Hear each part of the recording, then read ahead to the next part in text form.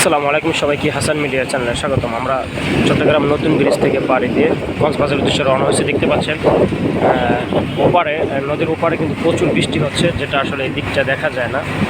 প্রচুর বৃষ্টি হচ্ছে, বৃষ্টিগুলো আসলে এদিকে আসছে এগিয়ে। কিছুক্ষণের মধ্যে আমাদের ঠিক এই জায়গাটিতে আসবে।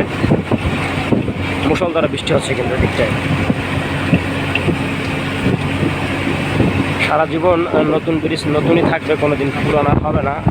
বছরকে বছর চলে যাচ্ছে কিন্তু কোনো দিন পুরান ব্রিজ নাম আর হলো না, নতুনই রয়ে গেল।